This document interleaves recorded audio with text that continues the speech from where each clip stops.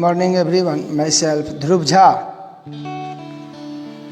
आज हम लोग मैथ पढ़ेंगे और मैथ के अंतर्गत हम लोग का टॉपिक रहेगा Roman numerals. How to write a number in Roman numerals. आज हम लोग ये जानेंगे कि किसी भी संख्या को रोमन नंबर्स में कैसे लिखा जाता है। देखिए, सबसे पहले तो इसमें कंफ्यूजन इसीलिए रहता है क्योंकि इसके रूल्स के बारे में आपको नहीं पता है। सबसे पहले रोमन न्यूमेरल्स सीखने से पहले सबसे पहले इसको आप ध्यान में दे लें। ये रोमन न्यूमेरल्स हैं। इस रोमन न्यूमेरल्स के अंदर अलग अलग जो है वैल्यूज हैं। जैसे आई का वैल्यू 1 होता है, V का वैल्यू 5 होता है, X का वैल्यू 10 होता है, L का वैल्यू 50 होता है यानी 50, C का वैल्यू 100 होता है, D का वैल्यू 500 होता है और M का वैल्यू 1000 यानी 1000 होता है। चलिए, इसमें कुछ रूल्स हैं।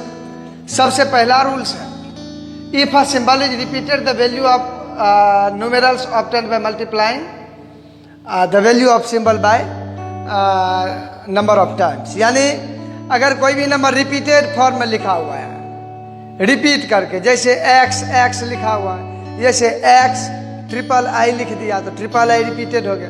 कहने का मतलब ये है कि रिपीटेड फॉर्म में जब भी होगा तो उसको हम जोड़ेंगे। जैसे यहाँ देखिए डबल x है तो x की वैल्यू हम जान रहे हैं कि 10 है, तो डबल x है यानी 10 प्लस 10 इक्वल टू 20। या इसको मल्टीप्लाई कर दिए तो इसका वैल्यू होता है 10, ये 2 बार आया तो 10 मल्टीप्लाई 2 इक्वल टू 20। यही हुआ।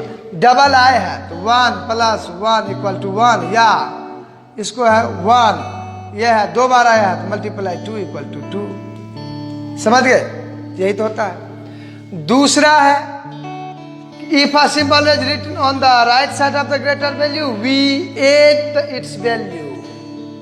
अगर कोई भी ग्रेटर वैल्यू के राइट साइड कोई अगर छोटा वैल्यू वाला लिखा हुआ है,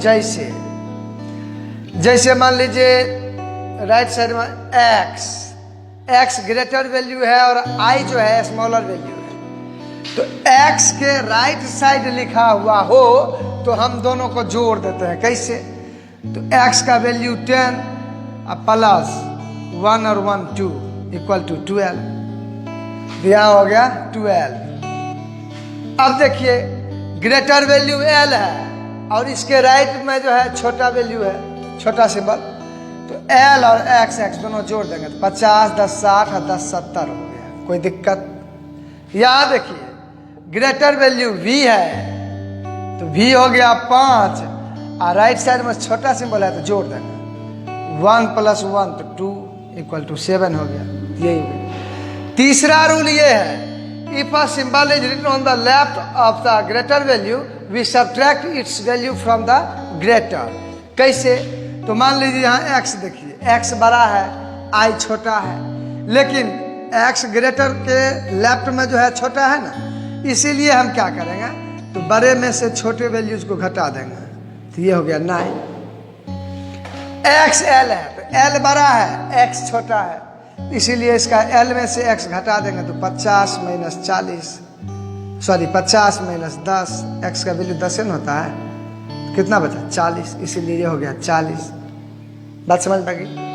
चौथा रूल होता है, यहाँ तक तो समझ गए। चौथा रूल होता है, if a symbol of a smaller value stands between the greater value it is grouped with the symbol at the right। यानी कभी कभी ऐसा देखते हैं कि स्मॉलर वैल्यूज है दो बड़ा वैल्यू के बीच में फंस जाता है, यानी छोटा सिंबल जो है 2 बड़ा सिंबल के बीच में फंस जाता है। तो इस स्थिति के लिए क्या बोला गया है कि पहला वाला तो ठीक है वो छोड़ दीजिए, छोटा और बड़ा को दहिना वाला से देखिए, दहिना वाला से ग्रुप करके उसका कैसे, तो x i भी हो गया। तो यहाँ x जो है वो भी ऐसे बड़ा है, यहाँ भी ऐसे बड़ा है। तो यहाँ क्या किया, तो पहले x को लिए, अब इसमें जोड़ देंगे अगला को ग्रुप करके। तो ग्रुप जब करेंगे तो बोले हुए हैं ना, बाएं बगल अगर छोटा रहेगा तो बड़े में से घट जाएगा। तो 10 प्लस 5 माइनस 1 तो 10 प्लस 4 इक्वल टू 14 हो गया। x i x है तो ये देखिए x तो 10 प्लस, अब यहाँ जब ग्रुप किए तो लेफ्ट साइड में यहाँ स्मॉलर है तो इसमें से घट जाएगा, इसीलिए 10 + 9 = 19।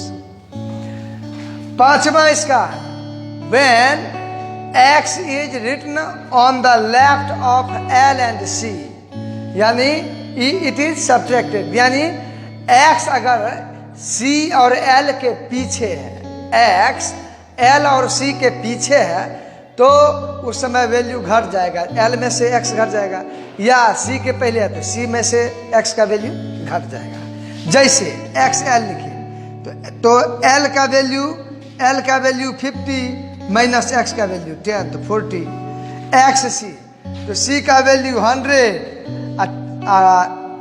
x का वैल्यू 10 तो 90। तो यही जो थे आज रोमन न्यूमेरल्स के बारे में क्लास था। मिलते हैं अगले पार्ट में, तब तक के लिए जय हिंद।